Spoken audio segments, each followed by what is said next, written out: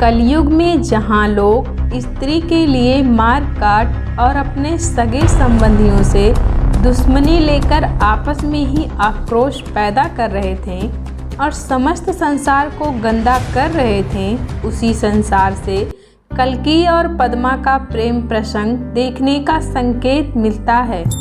कल्किल पद्मावती प्रेम का एक ऐसा अनूठा संगम है जिससे सारा संसार प्रेम रूप से हमेशा ही तृप्त होता रहेगा। जब जब प्रेम के ऊपर कोई आपदा या लांछन लगेगा तब तब कल्कि और पद्मावती को याद किया जाएगा। जिस प्रकार द्वापर युग में भगवान श्री कृष्ण और राधा ने लोगों को आध्यात्मिक और भौतिक प्रेम प्रसंग के बारे में समझाया था, उसी प्रकार कलयुग के अंत में पद्मा और कल्कि का अनोखा प्रेम देखने को मिलेगा, जो मानव जाति के लिए किसी अमृत से कम नहीं होगा। नमस्कार दोस्तों, स्वागत है आप सभी का हमारे YouTube चैनल CLI टिप्स में। मैं हूं आपकी दोस्त पूजा। आज हम आपको अपने वीडियो में माता पद्मावती और कल्कि के प्रेम कथा के बारे में बताएंगे।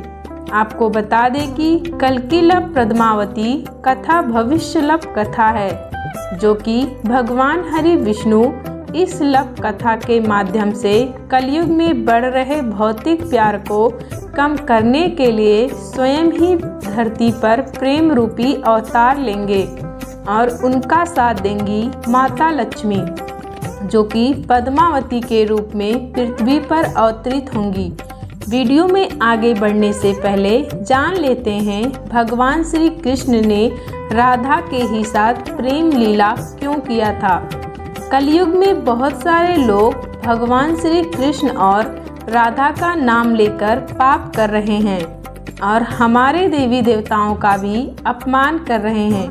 आपकी जानकारी के लिए बता दें कि भगवान श्री कृष्ण और राधा मनुष्य को भौतिक और आध्यात्मिक प्रेम के बारे में बताना चाहते थे।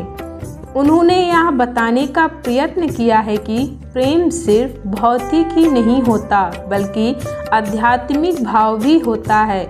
जैसे भक्त और भगवान के प्रति प्रेम, पिता और बेटे के प्रति प्रेम, गुरु और शिष्य का प्रेम होता है, उसी प्रकार भगवान श्री कृष्ण और राधा का प्रेम था। महाभारत में साफ साफ वर्णित है कि जब शिशुपाल ने भगवान श्री कृष्ण को राधा के नाम का ताना दे रहा था, तब भगवान श्री कृष्ण ने क्रोधित होकर शिशुपाल के सम्मुख अपना कृष्णारेश्वरी यानी राधा और कृष्ण का स्वरूप प्रकट किया और कहा कि राधा कोई और नहीं बल्कि कृष्ण ही राधा है और राधा ही कृष्ण है। अब जान लेते हैं भगवान कल्कि माता पद्मावती से कब मिलेंगे। माता पद्मावती के माता पिता कौन होंगे और वह कौन से देश के होंगे।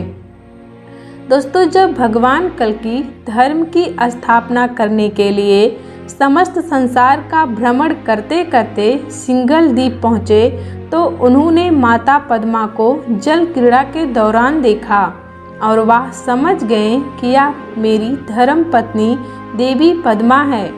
तब भगवान कल्कि देवी पद्मा का पता लगाने के लिए सिंघल द्वीप गए और वहां एक व्यक्ति से पूछते हैं कि देवी पद्मा कौन है।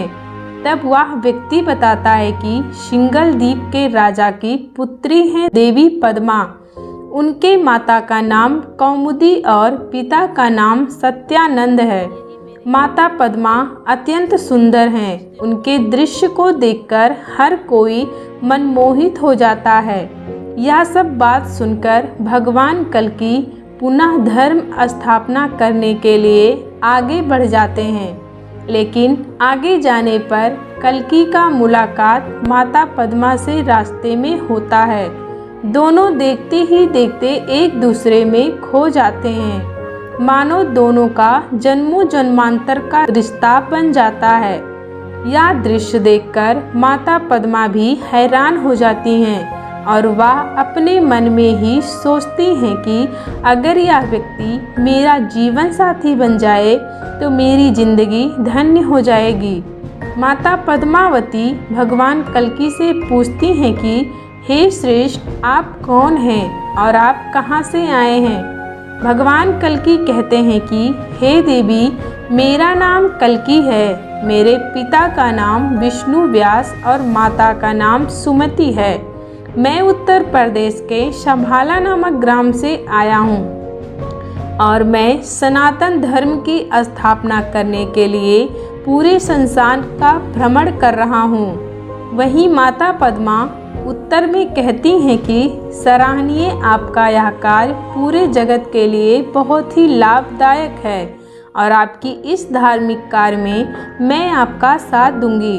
माता पद्मा और कल्की भगवान मिलकर एक साथ कई सारे राज्यों में धर्म की स्थापना के लिए एक साथ युद्ध करते हैं और कई सारे मौके पर जान की बाजी लगाकर भगवान कल्की की रक्षा करती हैं माता पद्मावती। अब जान लेते हैं कि भविष्य मालिका के भविष्यवाणी में चारों धाम में कलयुग के अंत का कौन सा संकेत मिल रहा है। दोस्तों, हिंदू धर्म ग्रंथ के मुताबिक हिंदुओं के प्रमुख 4 धाम होते हैं: बद्रीनाथ, द्वारका, जगन्नाथपुरी और रामेश्वर। यह पृथ्वी के चारों दिशाओं में बसे हुए हैं। अलकनंदा नदी के किनारे बसा बद्रीनाथ धाम भगवान विष्णु के रूप को समर्पित है। मान्यता है कि बद्रीनाथ धाम की स्थापना भगवान श्री राम ने स्वयं की थी। इस मंदिर के पास नर नारायण नामक 2 पर्वत हैं जिनकी पूजा आज भी की जाती है। भविष्य मालिका की भविष्यवाणी के मुताबिक जब नर नारायण पर्वत आपस में मिल जाएंगे, बद्रीनाथ धाम का रास्ता हमेशा के लिए बंद हो जाएगा और बद्रीनाथ धाम लुप्त होकर भविष्य बद्री में उत्पन्न होंगे। तब होगा कलयुग का अंत। हिंदू आस्था का सबसे बड़ा धाम द्वारिका धाम गुजरात में स्थित है। गुजरात में समुद्र के किनारे बसा है। दोस्तों, यह वही द्वारिका धाम है जो द्वापर युग में पानी में समा गई थी। आज से लगभग 5000 साल पूर्व भगवान श्री कृष्ण ने इस नगरी को बसाया था। दोस्तों, हिंदू धर्म में ऐसी मान्यता है कि बड़े मंदिरों पर आसमानी बिजली नहीं गिरती, लेकिन आपको बता दें कि भी हाल ही में जुलाई के महीने में भारी बारिश के बीच आकाशीय बिजली द्वारका मंदिर पर गिरी, जिसकी वजह से द्वारका मंदिर की ध्वज भी फट गई। हालांकि इस घटना से किसी अन्य व्यक्ति को कोई नुकसान नहीं हुआ, परंतु इस घटना को कलयुग के अंत का बड़ा संकेत माना जा रहा है। जगन्नाथपुरी धाम उड़ीसा में स्थित है। यह मंदिर भगवान विष्णु के अवतार श्री कृष्ण को समर्पित है।